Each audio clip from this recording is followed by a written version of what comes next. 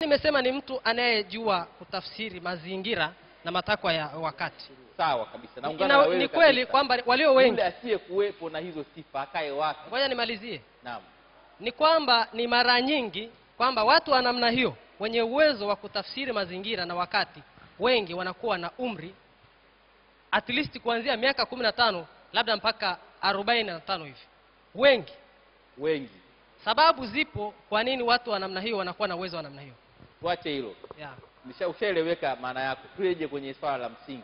Okay. Kwa nini vijana wengi wamedondoka? Sababu inaweza nikawa ni ya kimfumo, na mfumo wenyewe ni hivi kwamba jamii imejenga mtizamo mbaya juu ya vijana. Nikija kwenye nichukulie hilo swala la umri, kwamba watu wenye umri mdogo kuanzia miaka 15 labda mpaka 35 ni watu wasioaminika, kwa sababu jamii ilishajenga mfumo wa namna hiyo. Ni watu wanaoonekana ni wahuni, ni watu wanaoonekana ni watu wasioweza kusimamia misingi. Lakini vile vile wale watu walio kwenye madaraka ambao wengi ni wazee wamejenga mazingira ambayo vijana hawawezi kupenya kwa namna yote katika uongozi. Kwanza kwa kujenga falsafa ya kwamba ninyi hamwezi. Kwa hiyo ninyi bwana ni taifa la kesho.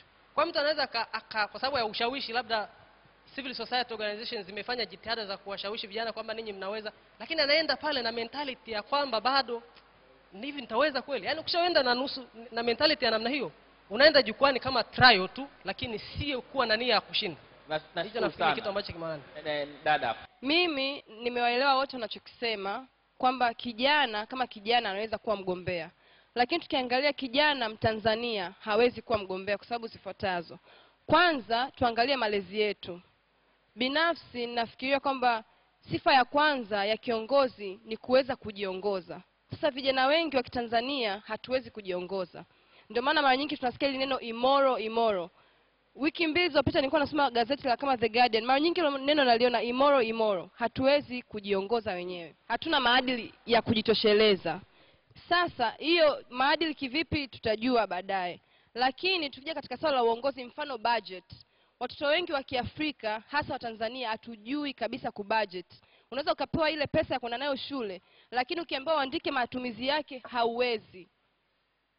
Labda utakumbuka ulinunua ice cream ya Azam probably, lakini zaidi ya hapo hatujui kubudget. Kuna wadau wale wako kwenye mashirika ya vijana, viongozi wa wale wa mashirika ya vijana. Tutarejea kwako. Amezungumzia swala zima la kubudget. Vijana wengi hawana uwezo wa kubudget, hivyo inawatoa katika sifa ya uongozi.